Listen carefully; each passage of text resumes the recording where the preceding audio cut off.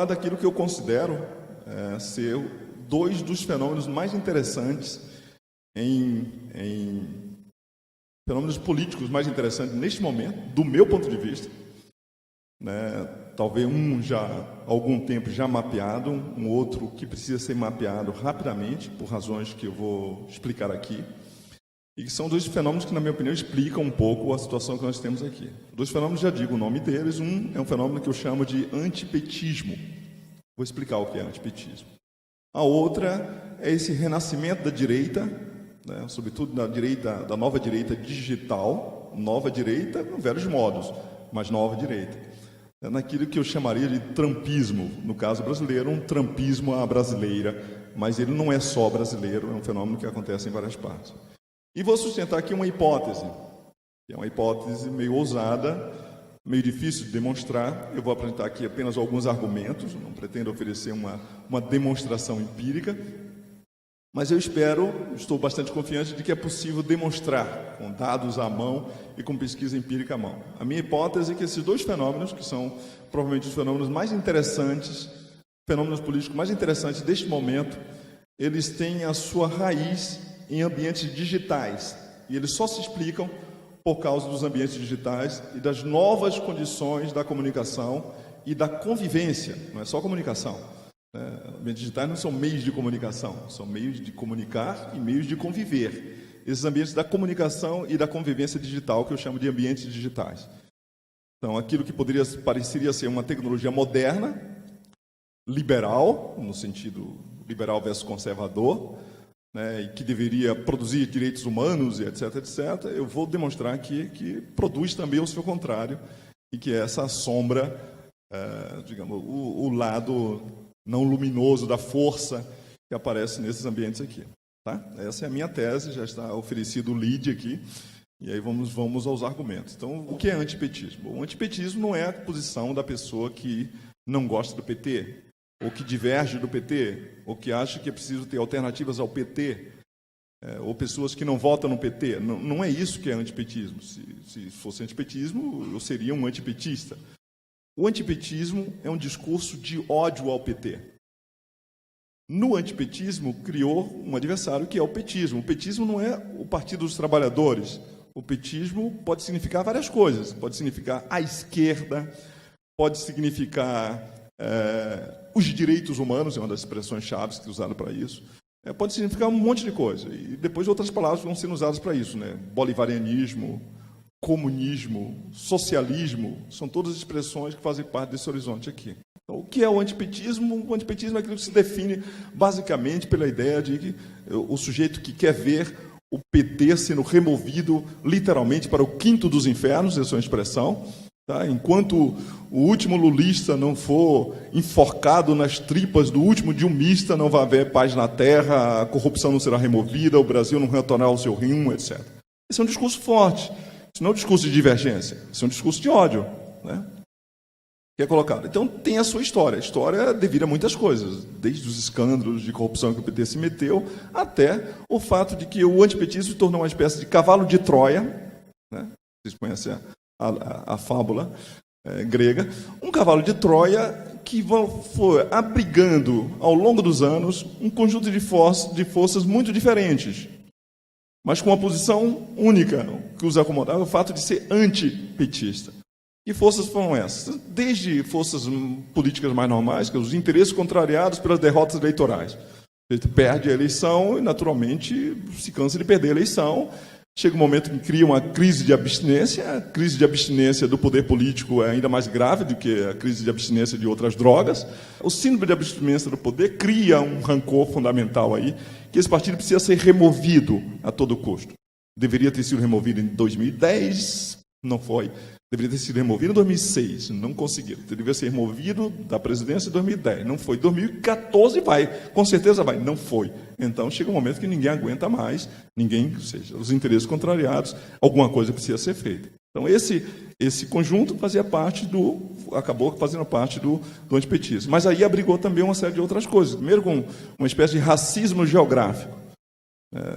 a última eleição de Lula não deveria ter sido vencida, porque por um ano, pelo menos, havia uma cobertura dos meios de comunicação de massa muito forte, intensa, sobre o escândalo do Mensalão. Como é possível que essa gente ainda vá votar no PT? Aí Lula ganha a eleição. Aí no dia seguinte saem as explicações, porque razões políticas precisam ser oferecidas. Todas as razões que não são as minhas razões são desrazões. Então, preciso entender qual é a loucura, né, que levou as pessoas a não votar. Então, a explicação Veja foi aquele mapa do Brasil, os dois Brasis. Passava-se uma linha no Trópico de Capricórnio, estava abaixo de Capricórnio, aqui, né, inclusive, é o voto azul, voto bom. Acima de Capricórnio era o voto vermelho, o voto do mal, etc. Quer dizer, alguma coisa, é uma explicação completamente Oliveira-Viana, né? Tudo aquilo que fica ali nos trópicos, né? O clima temperado produz boas ideias. O tropical, acho que o sol na moleira, alguma coisa desse tipo, faz a pessoa alucinar o voto e aí continuar votando no PT, etc. Tá? A Folha de São Paulo, como a Folha de São Paulo é sofisticada, é o jornal das pessoas legais, não podia dizer coisas feias como a Veja. Então, ela fez uma classificação a partir de IDH. E aí descobriu que os grotões votavam no PT, enquanto que a parte que tinha 3 refeições por dia se votava no outro lado. E aí a explicação passou a ser dessa forma. Essa explicação foi simplificada no racismo geográfico. Então, é o voto do nordestino. O nordestino virou uma espécie de entidade política que votava no PT, né, que teimosamente votava. Por quê? Porque lhe falta alguma coisa. O discurso do PT, do voto no PT é porque falta alguma coisa. Ninguém vota por ter razões diferentes. A admissão de que as razões de São Paulo e as razões do interior da Paraíba podem ser diferentes dos eleitores, que parece ser razoável em ciência política, não é admissível. Só se vota no partido que eu não aprovo porque alguém falta alguma coisa. Ou é proteína, ou é educação, ou é vergonha na cara, né? Ou então essas pessoas são boazinhas, mas são dominadas pela mídia, que suga-lhes o cérebro e incute a ideia de fazer isso. Ou são compradas pela Bolsa Família, que se transforma em Bolsa Esmola. Então, um conjunto que incluía depois racismo geográfico, vai incluir depois as viúvas da ditadura. Viúvas da ditadura. Isso é importante não subestimar. Nós temos agora no Brasil, paradoxalmente, vou explicar por que é o paradoxo, a primeira geração na história republicana do Brasil que chegou aos 30 anos sem ter passado por nenhum período autoritário. Não passou por nenhuma autocracia. O cara que nasceu em um determinado ponto dos anos 80, não viveu nenhuma autocracia. Não tem nenhuma outra geração da história republicana brasileira que não tenha passado por um período autoritário na nossa curta história republicana acima de 30 anos. Então, você vê que a nossa experiência com democracia é sempre muito curta. Pois bem, a primeira geração completamente isenta de autocracias no Brasil é uma geração autoritária. É a geração que fez voltar a extrema-direita ao Brasil, é o discurso. A direita saiu do armário, né, nesses anos todos aqui. Por que a direita saiu do armário? Por causa dessa geração. Primeiro, enquanto perdurou a memória social da dor e do horror da ditadura, as pessoas, né, essa lembrança funcionava como um constrangimento social para que o sujeito não pudesse se assumir como de direita no Brasil. Porque ser direita significava ter as mãos sujas de sangue. Então, ninguém queria ter as mãos sujas de sangue. Tudo que a direita fez esses anos todos foi negar. Não, eu não participei disso, não tive nada a ver com isso, né? Foram outras pessoas, mas eu não. A direita fechadinha lá no seu calabouço, etc. Mesmo os partidos de direita do Brasil nunca tinham nomes de direita, sempre eram partidos liberais, democratas sociais, ou coisa dessa natureza. Tá? E nesse momento, vocês estão vendo, nos últimos 5 anos, e vem não crescendo, a direita foi saindo do armário em grande velocidade. E, sobretudo, a partir de pessoas jovens. Uma das formas de monitoramento que a gente tem, como é que a gente vai monitorar o humor, né, para descobrir que as pessoas são de direita? A gente precisava encontrar as palavras-chave. Então, a gente resolveu monitorar por uma palavra que só uma pessoa digamos, de fortemente antipetista de direita podia dizer. A gente monitorou, desculpe, mas é o mundo como ele é. Dilma Vaca, a expressão Dilma Vaca. A gente fez isso durante 3 anos. E descobriu horrorizado algumas coisas, por exemplo. Quem mais usava a expressão Dilma Vaca no mundo, no Brasil, eram mulheres jovens, por exemplo. Isso nos assustou, né, quando a gente vai cruzar os dados, por exemplo. Então, começou a perceber que essa direita, essa nova direita, a direita 2.0, era uma direita de jovens, e com os tiozinhos por trás, emulando. Certo? Depois falaremos disso quando falarmos dos ambientes digitais. Tá? Então você começou a ser abrigado no antipetismo, porque todo mundo é alguma coisa. Um é intervencionista militar, outro é viúva da ditadura, o outro só está revoltado porque perdeu a eleição, tá certo? O outro tem uma agenda liberal que não consegue ver implantada, etc. Mas a única coisa em comum qual é?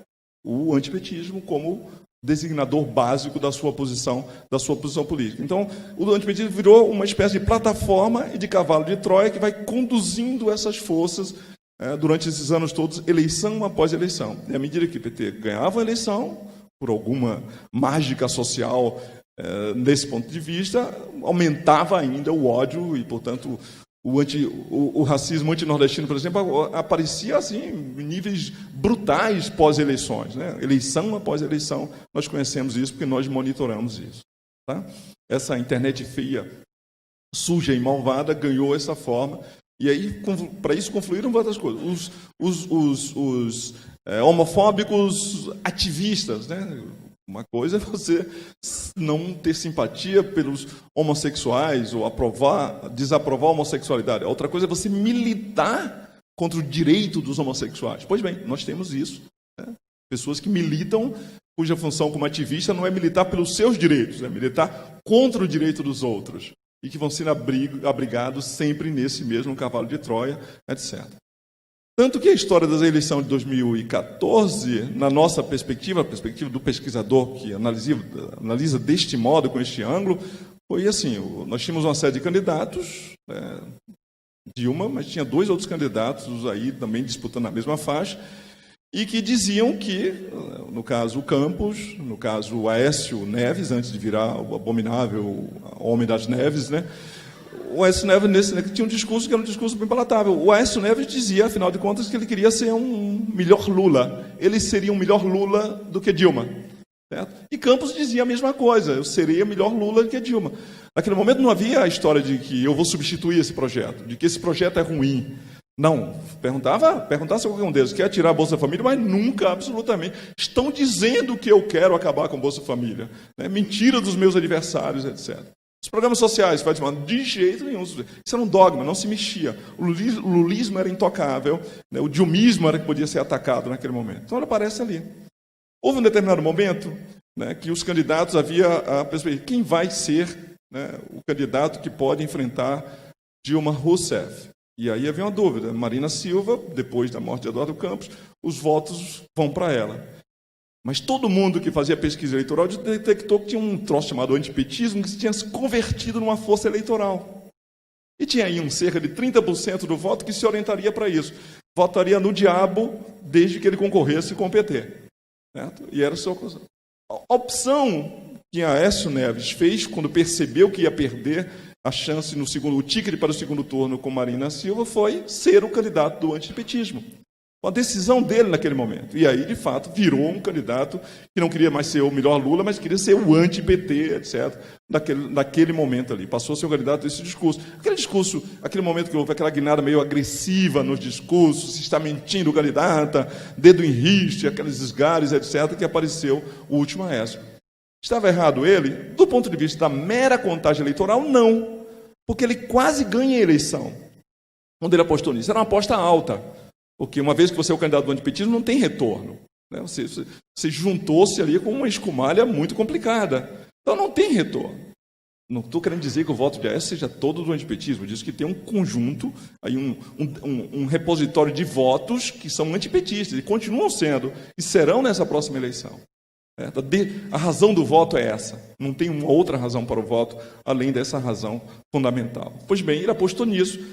A aposta não deu certo. Não deu certo porque foi em outubro a eleição. Se fosse provavelmente em dezembro, o antipetismo já tinha passado da conta de ganhar a eleição. Tanto que o antipetismo perde a eleição em outubro e ganha a eleição em março. Certo?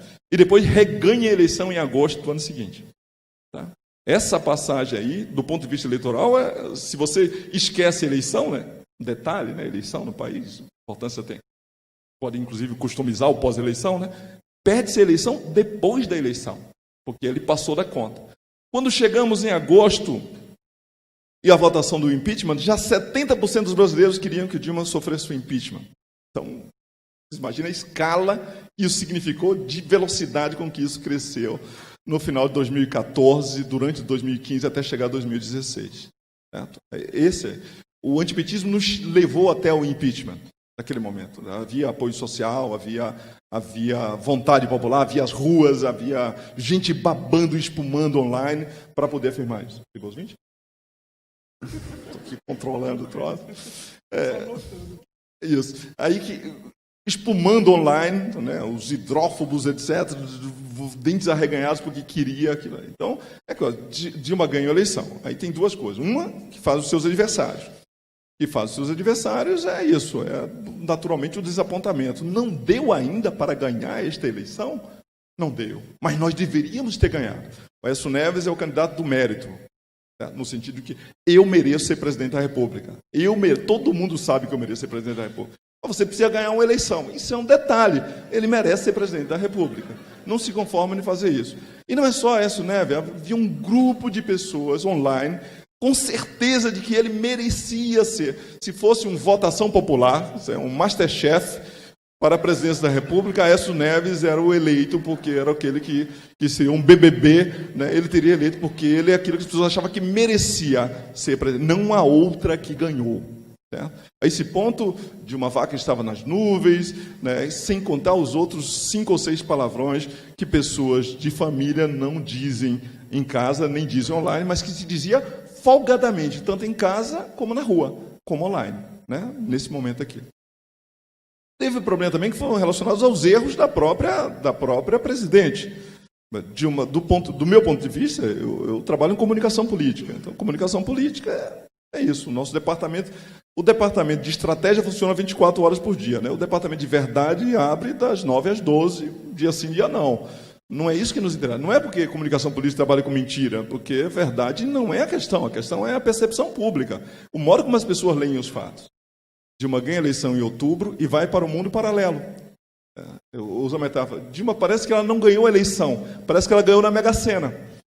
Quando você ganha a eleição, é a 4ª eleição, você faz dancinha da vitória, você sapateia na cara das inimigas, né? Você ocupa o espaço, você manda beijinho no ombro, e você, sobretudo, vai para o espaço público disputar o mercado de interpretações. Os fatos políticos não têm significado em si. Os fatos políticos têm um significado que lhes é dado no mercado de opinião pública. Você tem que ir disputar. Ninguém vai dar a opinião, a interpretação dos fatos para você, se você não estiver. Nem ela ficou ocupando o espaço para disputar a interpretação dos fatos e dos fenômenos, nem tinha ninguém em nome dela, porque como ela não delegava, não tinha uma voz autorizada que pudesse dizer, não, os fatos devem ser entendidos dessa maneira. Quem ocupou esse espaço? Os adversários. E, sobretudo, o discurso do antipetismo. Aí, né? Agora já com uma forragem economicista, né? A crise econômica que passou a ser dominante aqui a partir desse momento. Tá? Ocupou esse espaço. Então, como ela parece que ganhou na Mega Sena, quando você ganha na Mega Sena, você some no mundo, né? Tanta gente para pedir dinheiro emprestado, não sei o que, você arranca. Parecia que foi isso que aconteceu. E deixou o espaço vazio. Em política não tem espaço vazio, a deputada sabe. Todo espaço precisa ser ocupado, se não por pessoas, pelo menos por ideias, por interpretações, essa fricção de ideias é que faz com que a coisa se move, mesmo quando não tem fato político acontecendo. Está claro? Quando ela volta no mundo paralelo, em fevereiro, a interpretação já estava dada. Né? As narrativas do que aconteceu e do que vai acontecer já estavam estabelecidas. E ela não teve nenhuma condição de influenciar mais. Aí a ideia de... falou que não tinha crise. Quando voltou, já foi com pacotes para evitar a crise. Mas não tinha crise. Como é que agora já tem pacotes para evitar a crise? Não teve o que dizer. E daí em diante, nunca mais controlou nenhuma narrativa. Dessa narrativa que disputa a interpretação dos eventos políticos no Brasil. Ela foi conduzida pelas interpretações, pelas narrativas dos outros. E o antipetismo fez a festa. Né? Agora aliado ao discurso tradicional, discurso liberal, que é quando aparece. Quando tem crise política, econômica, naturalmente, os liberais resolvem pontificar. Né? Viramos uma república de contadores. Os cabeças de planilha dominam sobretudo e agora começam a explicar os fatos, etc., uma linguagem obstrusa, mas porque em tempos catastróficos, né? Ou fazem isso ou o mundo se acaba amanhã. Certo? O inverno está chegando. Então, esse é o discurso básico desse momento aí. Pois bem, isso nos levou. Mas aí é um outro movimento, ainda nos meus 20 primeiros minutos, um outro movimento que nos conduz a partir dali. Certo? Trump foi eleito. Antes de Trump ser eleito, para surpresa de muitos, esse episódio daquilo que eu chamo de trumpismo já tinha acontecido no Brexit. Certo? E ao redor disso aí teve o episódio de Marine Le Pen na França. Já tinha havido um episódio semelhante na Holanda. De repente parece que os mortos-vivos da extrema-direita e da direita. Aí você tem a extrema-direita não está mais na democracia, está do outro lado do muro da democracia. Tá? São os mortos-vivos que vêm de lá para cá. Essa é a extrema-direita, essa de Charlottesville. E você tem ali a direita. A direita é uma posição democrática, republicana, mas nesse discurso trumpista, ela é um blend aí, 10% democracia liberal, 90% fascismo. Né? A depender da combinação, então, pode ser mais ou menos por aí. E eles começaram por muitas razões. Não vou me demorar nisso, porque é uma história longa, mas na Europa tem o problema da migração, crise econômica, sempre uma razão para aparecer esse tipo de coisa, estagnação econômica, cansaço, nos Estados Unidos, cansaço por um determinado modelo que parecia ser muito à esquerda, mas que não resolvia os problemas, e as forças conservadoras acuadas, que reagem. Não é só a esquerda, as forças conservadoras, qualquer força acuada na democracia, ela segura, depois solta. É o momento da direita conservadora nos Estados Unidos. Tanto, isso já vem tentando se fazer, aparecer um candidato. E esse trumpismo tem algumas características. Primeiro é o populismo. Certo? Ele é um populismo. A gente está acostumado no Brasil a chamar a esquerda de populista. Mas existe um populismo de direita. Todo mundo em ciência política hoje, na Europa, está estudando populismo. E eles achavam que só na América Latina tinha populismo. Agora estão descobrindo que não é bem assim. E que a direita, essa nova direita, é populista. Populista significa, em primeiro lugar, anti-elitista. Mas Trump é rico, como é que ele é anti-elite? Depende de qual é a elite que você considera. No caso de Trump, o anti-elitismo é anti-elite intelectual. Anti-elite liberal, né? Os liberal deles lá, né? Perto de centro-esquerda americana, etc. Há uma posição anti-intelectual fortíssima nesses ambientes, certo? Quantas vezes todos nós aqui fomos chamados de pseudo-intelectual, que é a forma de rebaixar você, né? Pseudo-intelectual, certo? Ou então começa a atacar e degradar. Se você é artista e tem uma posição à esquerda, é porque você é mantido pela Bolsa Rouanet. Né? Você é mantido pela Lei Rouanet. Lei Rouanet é assim, você é um cara de esquerda, vai lá no guichê, mostra a tatuagem da foice do martelo e manda o dinheiro para sua conta. Então é assim que acontece a coisa, é assim que é descrito. Né? Por isso que é preferível Lobão a Chico Buarque, obviamente. Não é? Porque deve mamar nisso aí. Se você é funcionário público, é porque você mama nas tetas do Estado. Tá certo? Se você é intelectual, é porque você é comunista. É óbvio que você é comunista. Certo? Passou a ser uma coisa. Então, um ranço anti-intelectual forte. Depois, o anticomunismo apareceu nesses discursos. Era uma forma de designar a esquerda como caricatura. Né? O anticomunismo, como é que aparece isso? A última eleição brasileira, em que alguém usou o comunismo, né, o medo do comunismo e do socialismo, como peça eleitoral, foi a eleição de 1989. Havia um spot de Collor de Mello, em que havia a bandeira do Brasil, depois a bandeira ia se transformando em vermelha, e aparecia a mensagem embaixo: querem mudar as cores da bandeira do Brasil. Foi tanto que de 89 até 2014, nunca mais comunismo apareceu, a não ser na voz de algum doido, né, apareceu como uma coisa depreciativa de alguém no campo político. Pois bem, voltou à moda. Inclusive descobrimos, não nessa semana, na semana passada, né, um revisionismo histórico descobriu que Hitler era socialista. Certo? Era comunista, e está aí. Kim Kataguiri disse, o Olavo de Carvalho confirmou, está na internet, só pode ser verdade, então é isso. E quando o sujeito diz, mas é impossível que isso seja, aí o kkkk, o mimimi, o seu professorzinho do PSOL que lhe ensinou, certo? Que os professores de história do PSOL ensinam que Hitler, essa coisa horrenda e falsa, que Hitler não era comunista, por exemplo, nesses ambientes. Está claro? Então, foi se formando um antipopulismo, ou um populismo, que é um anti-elitismo, e um nojo da política. E essa é uma das coisas também das leis básicas em ciência política. Toda vez que a antipolítica chega a um nível muito alto, começam a aparecer os candidatos que servem, que encaixam aí como perfil de antipolítico. Então, São Paulo teve uma experiência dessa.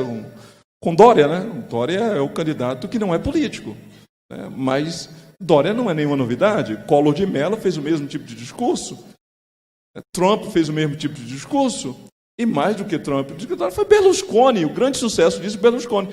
Não por acaso, Berlusconi estreia esse modelito na Itália. Eu morei muitos anos na Itália. Estreia esse modelito na Itália, depois da Operação Mãos Limpas lá, a Operação Manipulita, né, que é imitada por essa nova operação. Essas operações que acabam sendo moralizantes num determinado nível, criam um nível de ódio à política, de nojo à política, uma certeza de que política é uma coisa só feita por pessoas vis, né, que é uma luta por interesse próprio, absoluta, etc., que uma pessoa degradada pode praticar política, mas uma pessoa que tem mãe, né, não poderia fazer. Política deve ser exercida apenas por filhos de chocadeira, porque quem conhece o amor materno não pode se meter com atividade nojenta como essa. Então, esse nojo à política gera atividades políticas de sujeitos que se candidatam, né, postulam o cargo por serem não políticos, né, mas porque fazem gestão, certo? Porque eles sabem como é que funcionam as coisas. E esse é o espaço para isso. Estou brincando com esse negócio, mas isso é seríssimo. Toda vez que é antipolítica, o nojo da política chega a esse nível, né, por escandalização, etc. Então, nós temos aqui populismo, nós temos a antipolítica, que vai explicar, portanto, esse discurso que arrasta a raia miúda do americano médio, né, o britânico pobre, que está insatisfeito, desempregado, certo? As pessoas da periferia das cidades francesas, etc., que nesse momento de crise se encaixam nesse discurso. E, por último, né, o nacionalismo.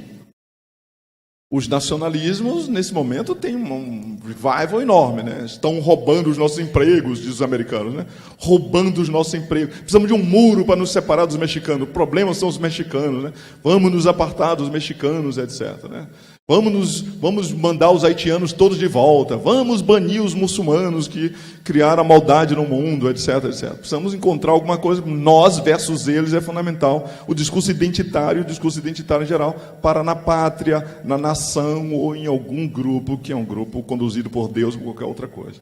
Tá? Essa é a novidade nesse momento. Na Europa, muito fortemente, as candidaturas de direita são candidaturas orientadas por uma posição reativa aos migrantes, por exemplo, né? Ambientes digitais.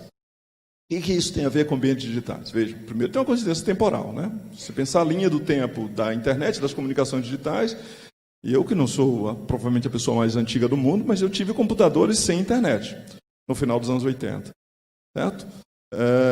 Depois, no início dos anos 80, começa a ter computadores com internet, mas ainda com plataforma na base do DOS, e você tinha que escrever um sintagma completo para poder conseguir qualquer coisa. Era muito complicado, a internet de pesquisadores. Ali, ao redor do final do século passado, 2000, etc., há uma nova mudança, a mudança para dispositivos móveis maiores, na época chamado laptops, antepassado notebooks e outras plataformas desse jeito, pessoas foram para ali. No Brasil também foi o período em que entrou uma nova classe média, chamada nova classe média, e corre para o consumo de computadores, certo? E enquanto que as pessoas que já tinham computadores correm para os laptops e os dispositivos móveis naqueles anos ali, certo? E na virada do século, aí já temos as chamadas, que hoje chamam de redes sociais, mas que naquele tempo chamava site de relacionamento, lembram? O Orkut, em primeiro lugar, e o Facebook. Quem matou o Orkut, por exemplo, todo mundo sabe, foi Lula, certo? Por uma razão simples, né? Quando entrou a nova classe C, os brasileiros que estavam incluídos não gostam de se misturar com os outros que estão sendo incluídos. Então, quando entrou a nova classe C correu para o Orkut, certo? A classe C e a classe B, que já estavam lá, correram para o Facebook, certo? Foram para outra coisa. Foi aí que o Orkut acabou. Depois, claro, os outros não iam ficar sozinhos no Orkut, foram para o Facebook. Nos encontramos nos sites de redes sociais, ali 2004, 2006, né, temos a popularização, e aí vem uma nova geração, né? Saímos da internet de padrão web para uma internet de dispositivos móveis, bem móveis, né, dispositivos bem pequenininhos, baseado em aplicativos, não mais em navegação e tal, né, e em estado de chamada hiperconexão. Esses aparelhos promoveram grande inclusão social, né? Todos os pedreiros do universo têm WhatsApp, né? Todos os prestadores de serviços têm o WhatsApp, que promoveu isso aí, permitiu uma grande inclusão muito interessante, alguém deveria estudar esse papel aí, e que vai modificando também a nossa situação, porque nós passamos a estar muito online. E temos uma geração, inclusive essa geração a que eu me referi, dos 30 anos aí, que é uma geração profundamente online, todo o tempo online. Por que isso tem a ver com conservadores? Aparentemente, deveria produzir coisas legais.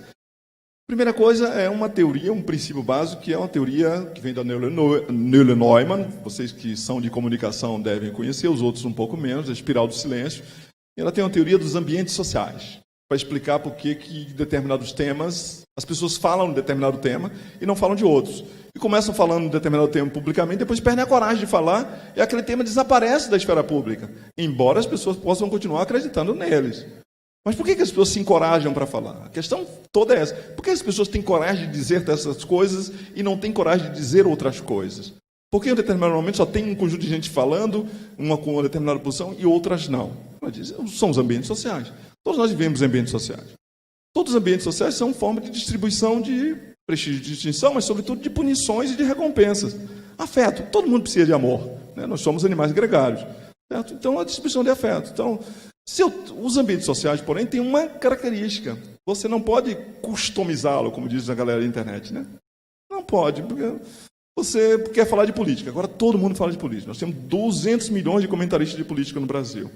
Ou você não pode falar qualquer coisa no seu ambiente social familiar, porque vai ter sempre uma tia petralha e um primo coxinha, né? Então, para evitar atrito, evitar treta, né, a avoidance da treta, você deixa de falar determinados temas, você é constrangido por aí.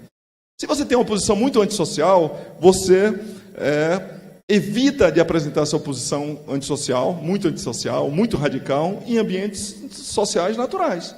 Você não vai apresentá-la, porque vai criar determinados constrangimentos. Tá? E esses ambientes, em alguns casos, tendem a ser progressistas. Eu vivo em vários ambientes sociais, mas, por exemplo, certos ambientes sociais começam a não achar divertido determinadas piadas machistas e começam a reagir sobre isso.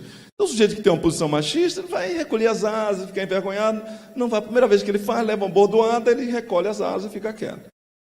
Ou piada racista, ele apresenta isso, o pessoal olha para ele estranho, diz, olha, cuidado, crime e tal, ele recolhe, fica na dele. Uma posição homofóbica, então você pode ir mapeando várias coisas. Esses ambientes sociais é sempre muito perigoso. Tá? Então, os ambientes sociais, poucas pessoas se controlam reciprocamente, porque tem gente de várias tendências, e as pessoas tendem a ser mais moderadas, ou tendem a ser mais cuidadosas. Onde as pessoas podem se soltar? No equivalente digital, chamados ambientes sociais digitais. Eu disse, as redes sociais não são digitais e as mídias sociais não são meios de comunicação, são meios de comunicação e meios de convivência, né, onde as pessoas trocam conteúdos, as pessoas partilham conteúdos e visões de mundo e afinidades, etc. Só que tem uma vantagem, você pode customizá-la, né, você pode fazer seleção das pessoas, você pode escolher uma pertinência, né, e usar essa pertinência, afinal de contas, por exemplo, a posição ideológica, as cores ideológicas, por exemplo, para poder escolher com que pessoas você vai conviver. Então, eu posso dizer, se alguém retweetar alguma coisa de Bolsonaro, eu bloqueio. Certo? Já está sabendo. Se alguém falar alguma coisa em defesa de Lula, eu bloqueio. Então, já está sabendo isso. E vocês viram esses anos todos, né, tem mais ou menos 3, 4, 5 anos aí, que as pessoas todas se gabam de vez em quando, diziam assim, olha, fiz limpeza hoje na minha timeline. Apaguei 20 perfis homofóbicos, né? Machista não passarão. Aí você vai apagando essas coisas. O que acontece quando você faz isso? Você vai criando redes homogêneas. Né? Pessoas cada vez mais homogêneas. Você vai selecionando, se expor às mensagens mais homogêneas e eliminando as outras pessoas. Ponto 1. As redes se tornam homogêneas, é o fenômeno chamado as bolhas. Você forma as bolhas. E parece a você que o mundo é todo igual a você, mas na verdade é porque você customizou a sua rede dessa maneira. Está claro? Segundo, um sujeito tem uma posição radicalmente homofóbica, por exemplo, anti direitos humanos. É a posição dele. Não tem coragem de expressar, porque não está na universidade, né, a galera vai cair em cima, não sei, o cara busca a treta pela treta, em geral procura evitar. Mas online ele vai encontrar um espaço para isso. Então tudo que você tem que fazer digitalmente é achar a sua tribo, achar o pessoal que pensa como você. E aí você encontra esse pessoal e começa ali a produzir conteúdo ao redor dele. E buscar amor digital. E é amor como qualquer outro, na forma de curtidas, na forma de compartilhamentos, tá certo? Na forma de apoios, de aplausos, etc. Uma vez que você descobre qual é o princípio identitário daquele grupo, você começa a produzir conteúdo que seja conteúdo em afinidade com aquele grupo. Aquele grupo é grupo homofóbico. Pronto, daqui a pouco você está dizendo coisas horríveis sobre os homossexuais. Se o grupo resolver militar contra os direitos homossexuais, você estará militando contra os direitos homossexuais. E foi assim facilmente que se tornou a militância anti-homossexuais nesses ambientes digitais. Por afinidades eletivas, as pessoas vão formando e vão encontrando isso. E grupos vão crescendo, porque grupos vão formando outros grupos, então daqui a pouco tem um cluster gigantesco de pessoas dizendo determinadas coisas horríveis que jamais diriam offline. O antipetismo encontrou uma guarida digital, né, nesses ambientes digitais. Ele é formado, ele não se explica fora dos ambientes digitais. Uma pessoa saudável, né, não diz Dilma Vaca, não se refere a uma senhora, né, não importa se é presidente da República, mas o simples fato de ser mulher e ser mais velha que ele, de vaca, porque a mãe dele vai dar-lhe um tapa na boca, tá certo? A não ser que depois tenham envenenado todos os ambientes, seja impossível isso. Mas no ambiente normal não seria feio, não, isso é feio. Então como é que se faz? Então, nesse caso, os caras não dizem, mas online ele diz. E ele encontra o seu espaço. O trumpismo, o antipetismo, todas as formas, né? O restauracionismo, o revisionismo histórico, certo? As formas, uma das palavras de ataque hoje é direitos humanos, né? Direitos humanos, ataque aos direitos humanos, tudo isso encontrou uma contraparte digital. Então as pessoas, enfim, encontraram a sua casa. Quem tem uma posição antissocial encontrou um momento e um espaço onde ele pode receber afeto e ser recompensado por isso. Então, a eleição, o antipetismo e agora essa nova forma do trumpismo, que se encaminha para nos conduzir para a eleição de 2018, se houver uma eleição em 2018, ele se explica em grande parte pela formação de ambientes sociais digitais. Então, você pensa que essa geração era uma geração mais liberal, mais antenada, etc. Essa geração, de alguma maneira, está ali chocando o ovo da serpente, que é essa posição de extrema-direita, da direita conservadora, aí disfarçada numa posição política consistente. E vocês veem que as pautas hoje, a eleição de 2018, o meu Instituto de Pesquisa e Profecia, o DataWill, já previu que vai ser uma instituição extremamente moralizada. Né? As contraposições vão ser contraposições morais. Né? Um tweet de grande sucesso de Bolsonaro, que está circulando por aí, é um tweet que ele acusa o golpe por ter perdido, em segunda instância, naquele processo em que ele ofendeu a Maria do Rosário, e ele se gaba, diz, podem dizer de mim qualquer coisa, mas não podem dizer que eu sou corrupto. Chegamos ao ponto em que a única virtude de um sujeito que se candidata a ser líder político é não ser corrupto. Ele não precisa ter nenhuma outra virtude. Aliás, ele não tem nenhuma outra virtude, né? A não ser a virtude de se gabar de não ser corrupto, que é discutível, mas de qualquer maneira é a única coisa que ele se gaba, não ser corrupto. Ou seja, ele espera que a eleição seja decidida por um critério só, moral, corruptos ou não corruptos. E essas são as apostas que são feitas. O tempo acabou, agradeço muito pela sua atenção, podemos falar mais disso em outro momento. Obrigado.